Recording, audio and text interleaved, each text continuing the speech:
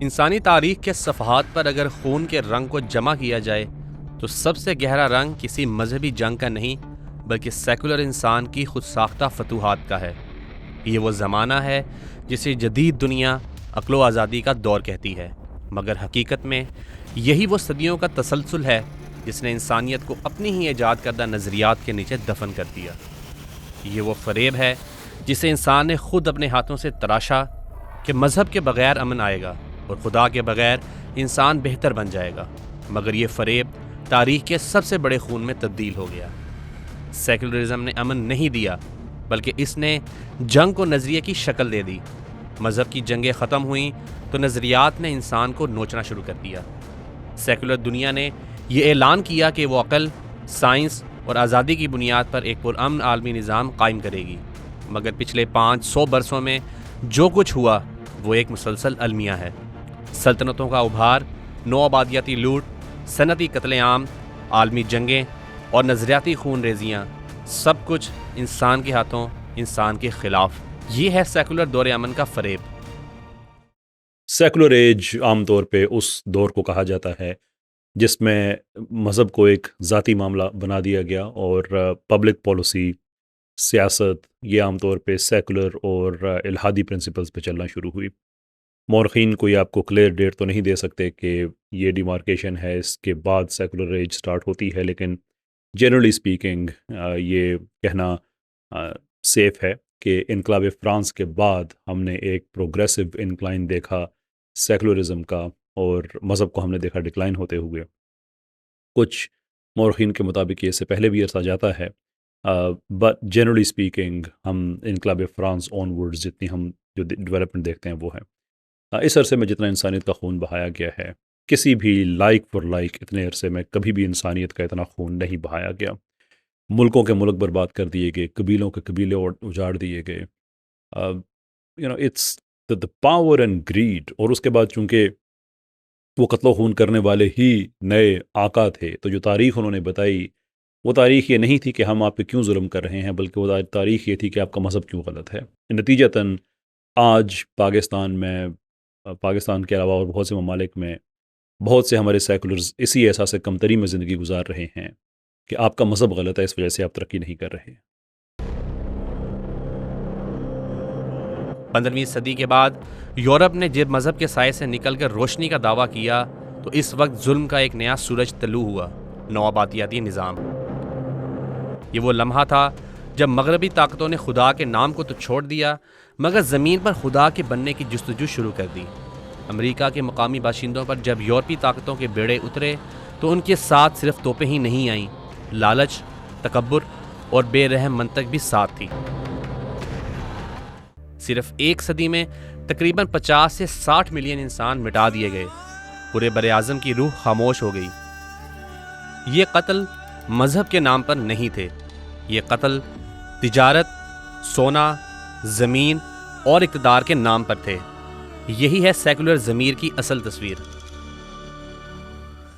South America's میں جس بے رحمی کے ساتھ قتل عام کیا گیا، تقریباً 90% کے لگ بھگ وہاں کی جو پاپولیشن ہے اس کو ختم کر دیا گیا ڈائریکٹ جنگوں کے ذریعے، یا وہاں پہ آرٹیفیشل طریقے سے بیماریاں پیدا کر کے اور ان کو پھیلا کے۔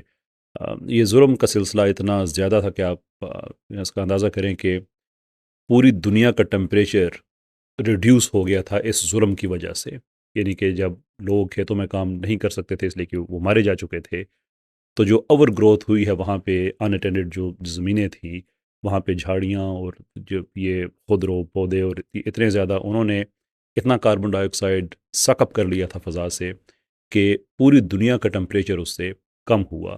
حد یہ ہے کہ یورپ میں بھی اس کا اثر نظر آنا شروع ہو گیا، دریائے ٹیمز جو ہے وہ فریز ہونا شروع ہو گیا، اس کو لٹرل آئس ایج بھی کہتے ہیں، اور اس کی وجہ کہ وہ بڑے پیمانے پہ جو ملینز کے حساب سے انسانوں کا قتل کیا گیا، ان کو مارا گیا، یہ اس کی وجہ بنی کہ وہاں پہ جو ظلم تو ہوئے لیکن آپ اندازہ کریں کہ اس کا اسکیل کیا تھا، کہ it was something that actually dropped the global temperature. افریقہ کے ساحلوں سے انسان کی خرید و فروخت کا بازار گرم ہوا۔ غلامی کا وہ نیٹ ورک جسے یورپ نے سائنس، جہاز رانی اور حساب کے نام پر منظم کیا، اس میں 10 سے 15 ملین افریقی انسان بیچ دیے گئے۔ ہزاروں میل کے سفر میں لاکھوں جانیں ضائع ہوئیں. ان کی قبریں سمندر کے نیچے ہیں اور ان کی آہیں آج تک سمندری ہواؤں میں سنائی دیتی ہیں. بر صغیر میں برطانوی راج نے مذہب نہیں منڈیوں کو خدا بنایا. جب عقل و ترقی کے نام پر ریلوے، قانون اور نظم لائے گئے تو ان کے پیچھے بھوک، ننگ اور موت بھی آئی. 19ویں صدی کے آخر سے 20ویں صدی کے آغاز تک صرف ہندوستان میں کروڑوں انسان بھوک سے مر گئے. وہ بھوک جو فطرت نے نہیں پالیسیوں نے پیدا کی. آپ نے جو کہانیاں سنی ہوں گی کہ Indians and dogs are not allowed, یہ تو پاپولر چیزیں ہیں جو کہ اسکولوں میں پڑھائی جاتی ہیں کہ اتنا ظلم تھا، لیکن جس سے زیادہ بڑا ظلم تھا وہ عام طور پہ ہمارے اسکولوں کالجوں میں نہیں پڑھایا جاتا. آئی ڈونٹ نو وائی، لیکن حقیقت یہ ہے کہ صرف بنگال فیمن 30 لاکھ لوگوں کو بھوک سے مار دیا گیا. امیجن، یہ صرف ہم بنگال کی بات کر رہے ہیں، اس سے زیادہ تعداد ہے اور علاقوں کو اگر اکٹھا کیا جائے. اور یہ جو تاج برطانیہ ہے یہ ان کا کریٹ کیا ہوا ایک ظلم تھا کہ ان کی پالیسیز تھی کہ ہم نے چیزوں کو اب اس طرح سے مینیج کرنا ہے، ریشننگ کرنی ہے اینڈ سو فورتھ. اب امیجن کریں کہ ہم سیکولر جتنا مرضی کہ وہ جیو اور جینو دو کی پالیسی ہے، دس طرح دی ادھر اس طرح کی چیزیں، لیکن just imagine for a minute کہ ایک ماں جو اپنے بچے کو بلکتے ہوئے، بھوک سے بلکتے ہوئے دیکھ رہی ہے اور اتنی خود کمزور ہو چکی ہے کہ وہ اٹھ کے اس کے لیے کچھ کر نہیں سکتی بیکاز آف 2 ریزنس. کہ ایک تو وہ خود اتنی کمزور ہے کہ حرکت نہیں کر سکتی، اور دوسرے یہ کہ اٹھ کے کرے بھی کیا، کون سی کھانے پینے کی چیز ہے. اور پھر ہم دیکھتے ہیں کہ اگلے دن وہ ماں اور بچہ وہ دونوں ہی مر چکے ہوتے ہیں. ناؤ امیجن کہ یہ گلی گلی محلے محلے میں ہو رہا ہے. ناؤ امیجن 30 لاکھ ایسے ہی لوگ مر گئے ہیں بھوک سے. By all means glorify secularism, جیو اور جینے دو، لیکن یہ وہ تاریخ کی چپیڑیں ہیں جسے سیکولرزم کا منہ ایسے ہی لال ہے جیسے سیکولرزم کا بہایا ہوا خون اس نے گلی اور محلوں کو لال کیا تھا. برطانوی دور میں ہندوستان میں قحط قدرتی نہیں تھے، سیاسی تھے. یہ وہ سیکولر پالیسی تھی جس نے اناج کو منڈیوں کے نرخوں میں بند کیا اور انسانوں کو بھوک کے سمندر میں ڈبو دیا. یہ وہی سیکولر طاقتیں تھیں جو ترقی کے نام پر افریقہ، ایشیا اور لاطینی امریکہ کو لوٹتی رہیں. انہی کے ہاتھوں کانگو میں 1 کروڑ انسان مارے گئے. فرانس نے الجزائر میں لاکھوں کا خون بہایا، اور ہر جگہ خدا کے نام پر نہیں، ترقی کے نام پر.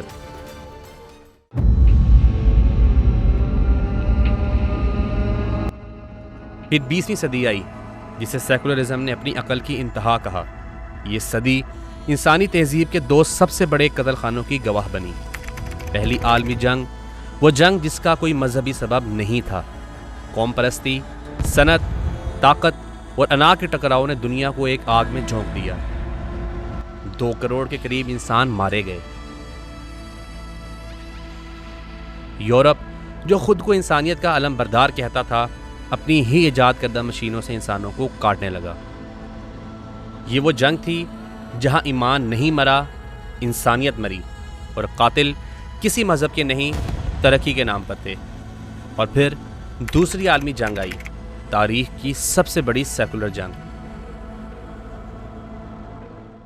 دوسری جنگ عظیم کو کئی طرح سے گلوریفائی کیا جاتا ہے، یہ ہیروز کی جنگ تھی، دس طرح دی ادھر، یا شور.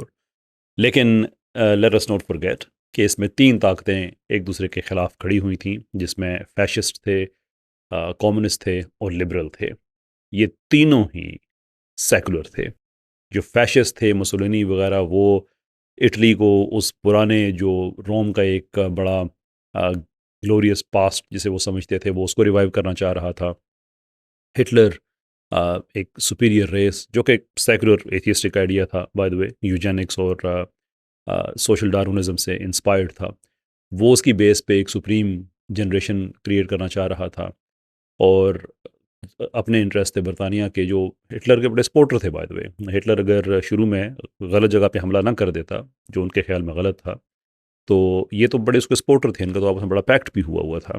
لیکن جب یہ جنگیں ہوئیں تو یہ 3 سیکولر ملک تھے، طاقتیں تھی، آئی شوڈ سے، کہ جو ایک دوسرے پہ تو ٹوٹ پڑے، نو ڈاؤٹ، لیکن دنیا میں، پوری دنیا میں جس لیول پہ انسانیت کا قتل و خون ہوا، یہ انپریسیڈنٹڈ ہے. کسی ایک سنگل جنگ میں کبھی دنیا کی تاریخ میں انسانوں کا اتنے بڑے لیول پہ قتل نہیں ہوا.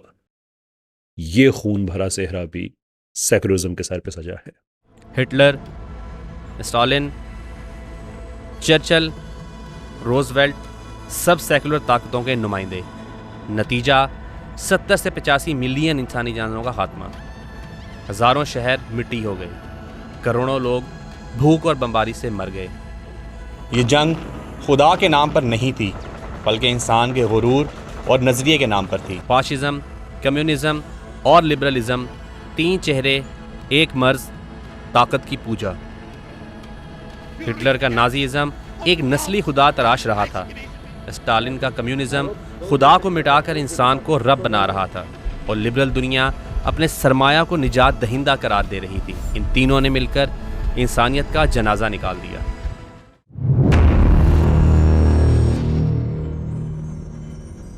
جنگ ختم ہوئی مگر نظریے باقی رہے۔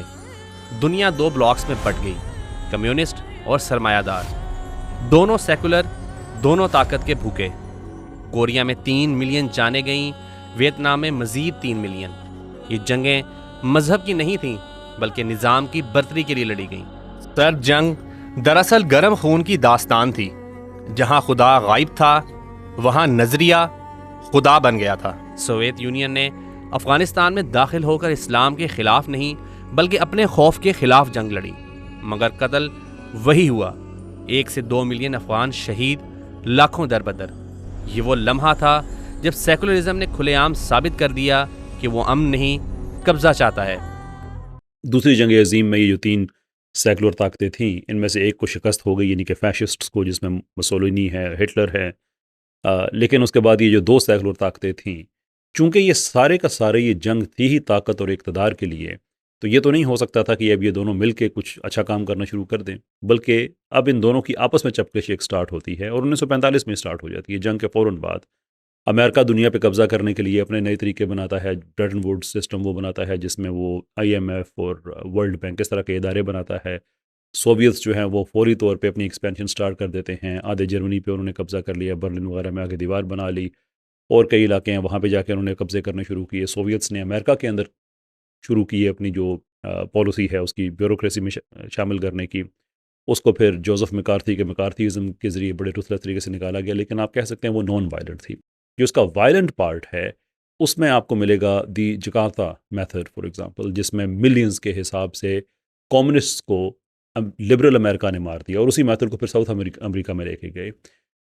بالکل ایسے ہی جہاں سوویتس کا ہاتھ پڑا، انہوں نے لبرلز کا ایسے ہی قتل عام کیا۔ اگین مائنڈ یو، یہ دونوں ہی سیکولر تھے، اور یہ ویتنام کی جنگ ہم کہتے ہیں بڑی زبردست جنگ ہوئی تھی، وہ یہ لبرل سیکولرز اور کمیونسٹ سیکولرز کی جنگ تھی۔ جو کورین جنگ ہے وہ بھی انہی کی تھی۔ اب مختلف اعداد و شمار کے مطابق دوسری جنگ عظیم کے بعد ان لوگوں نے رائٹ ٹو 1991 کی اگر ہم بات کریں تو 1 کروڑ سے زیادہ انسانی جانیں گئی ہیں صرف ان سیکولر طاقتوں کے اقتدار کی ہوس اور طاقت کے نشے کی وجہ سے۔ اسی دوران مشرق وسطیٰ میں سیکولر عامر پیدا ہوئے، ناصر، حافظ الاسد، صدام حسین، رضا شاہ پہلوی۔ ان سب نے مذہب کو دبایا، قوم کو جھوٹے وقار سے بہکایا اور اپنے عوام کے خون سے تخت بچائے۔ صرف عراق میں 1 لاکھ کرد مارے گئے۔ شام کے شہر حماہ میں 20,000 لاشیں ایک ہی دن میں گریں۔ یہ سب سیکولر حکمران تھے جنہوں نے امن کو اپنی بندوق کے نیچے دفن کیا۔ یہ حصہ بڑا اہم ہے، اس لیے کہ عام طور پہ ہمارا دیسی سیکولر بتاتا ہے کہ دیکھو یار صدام کتنا برا آدمی تھا، اور بشار الاسد اور یہ وہ سارے کتنے غلط ان لوگوں نے کام کیے، شور، لیکن بددیانتی کا مظاہرہ کرتے ہوئے وہ اس کو کوئی اسلام پھیلانے کی ایفرٹ کے طور پہ پیش کرتے ہیں کہ دیکھو یہ کتنے ظالم لوگ تھے۔ حالانکہ حقیقت یہ ہے کہ یہ دونوں ہی باعث پارٹی کے تھے، اور جو کہ ایک کمیونسٹ پارٹی تھی، سوشلسٹ پارٹی تھی۔ عربوں کے اندر یہ نظریہ یہ ڈالا گیا، یہ سبورژن کا ایک بڑا ایک کلاسیکل اگزامپل ہے کہ KGB وغیرہ نے اپنے 80% بجٹ اپنے نظریے کو پروموٹ کرنے کے لیے ان ملکوں میں بھیجے، اور وہ نظریہ اپنا انسٹل کیا ان لوگوں میں، اور اس کے بعد پھر جو قتل عام ہوا وہ ان کی سیکولر حکومتوں کے لیے تھا، جو صدام نے کیا، جو اس نے رضا شاہ پہلوی نے کیا، عورتوں کے حجاب پہ پابندی لگانا، قتل عام کرنا لوگوں کا۔ اچھا، وہ مزے کی بات ہے کہ جو پہلوی ہے وہ کمیونسٹ نہیں ہے، لیکن یہ سیکولرزم کا خاصہ ہے کہ آپ سیکولر ہوں اور کسی اسلامی ملک میں آپ سیکولرزم لے کے آنا چاہتے ہوں تو آپ سوشلسٹ ہوں، کمیونسٹ ہوں، یہ بشار الاسد یا صدام کی طرح، یا آپ رضا شاہ پہلوی کی طرح ان کے خلاف ہوں، لیکن چونکہ آپ سیکولر ہیں تو یہ انف ہے کہ آپ ظلم ضرور کریں گے، اور ایسا ہی ہمیں نظر آیا۔ تو جتنے بھی مسلمان ملکوں میں سیکولرزم لے کے آئے یہ اپنے اپنے طریقے سے، وہاں پہ ہم نے تباہی دیکھی۔ جو ترکی میں ہم نے دیکھا، مصطفیٰ کمال نے کیا، اذانوں پہ پابندی، اور اگین میں یہ چیزیں اس لیے آپ کے سامنے لے کے آ رہا ہوں کہ یہ سیکولرز ہمیں بتاتے ہیں کہ یہ جیو اور جینے دو والے لوگ ہیں، یہ پروگریسو ہیں، یہ فارورڈ تھنکنگ ہے، یہ دنیا میں امن کی بات کرتے ہیں۔ ترکی میں کون سا امن تھا؟ آپ اپنا مذہب پریکٹس نہیں کر سکتے۔ سینٹرل ایشیا میں کون سا امن تھا؟ آپ اپنا مذہب پریکٹس نہیں کر سکتے۔ ایران میں کون سا امن تھا؟ آپ سر پہ دوپٹہ نہیں لے سکتی اگر آپ عورت ہیں تو، حجاب نہیں کر سکتی۔ یہ کیا امن ہے؟ ٹائم اینڈ اگین ہمیں ایک ہی پیٹرن نظر آتا ہے۔ اور بشار الاسد اور وہ صدام وغیرہ کی ایگزامپل سب کو پتہ ہے کہ دونوں ایک دوسرے کے مسلک کے اعتبار سے مخالف ہیں، لیکن کس چیز پہ اکٹھے ہیں؟ اپنی اپنی سیکولر طاقتوں کو بچانے کے لیے۔ اور جب انہوں نے سیکولرائزیشن کی پالیسی کو اڈاپٹ کیا تو اس کا نتیجہ ساری دنیا نے دیکھا۔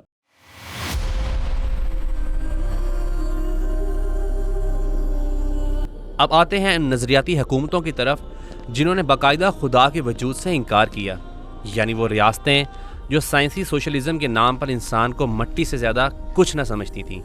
سوویت یونین میں اسٹالن کے ہاتھوں 20 ملین انسان مارے گئے۔ پھانسیوں، قحط، جبری مشقت اور صفائی کے نام پر پوری قوم کا لہو بہایا گیا۔